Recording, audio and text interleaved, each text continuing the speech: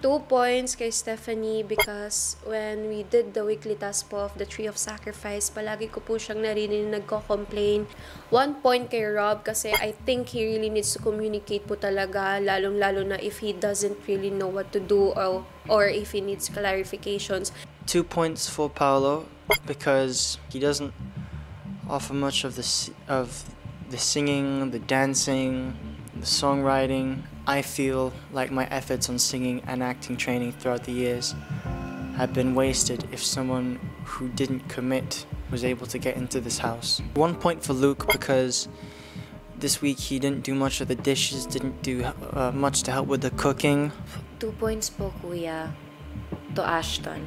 He doesn't do as much housework or household chores as much as everyone else in this house. 1 point po, Kuya, to Rob. Because I think he struggles to communicate with a lot of housemates in this house. Kuya, binibigyan ko po ng 2 puntos si Kuya Rob. Kasi nung gumagawa po kami noon ng boat, Kuya, ng weekly task po namin noon, nakatunga nga lang po siya, Kuya. Hindi po namin nagamit yung lakas ni Kuya Rob. Binibigyan ko po ng 1 puntos si Kuya Ashton ng weekly task po.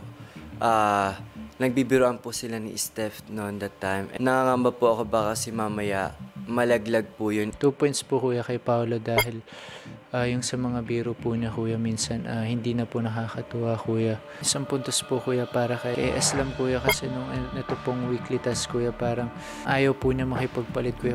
2 points po, Kuya, para kay Paolo kasi paminsan-minsan po yung mga jokes po na nabibitawan po niya ay parang hindi po safe or sound or paminsan po it's slightly bothering. Sa langit, batamaan! Batamaan si Mr. 1 point po, Kuya, para kay Kuya Rob since there are times na when we're having our lunch or dinner, he overeats and leaves a little left for the rest of the housemates paminsan, Kuya. 2 points po, Kuya, para po kay Stephanie po. Nagiging bossy na po yung utos or pagsabi niya ng mga saloobin niya po, Kuya. 1 puntos po, Kuya, para po kay Luke. Hindi ko po siya masyadong nakikitang gumagawa po ng mga household chores. Binibigyan ko po, Kuya, ng 2 points si Luke. Sa weekly task po namin, nakita ko po na medyo naging overconfident siya. 1 point po, Kuya, kay Eslam. Kasi po nung weekly task, minsan nahihirapan siya tumanggap ng tulong galing sa iba. Binibigyan ko po ng 2 points po si Paolo. Kasi po meron pong time na parang yung asaran po namin, ang asaran po is nagiging too much, Kuya.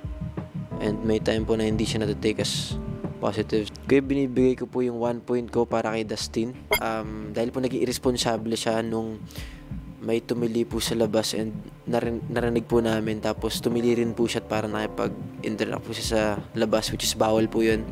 2 points po para kay Ashton. Kasi po, Kuya, sa attitude niya din minsan. Like kapag nagbiro siya, is okay lang.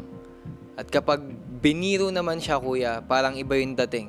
Parang masama yung loob niya.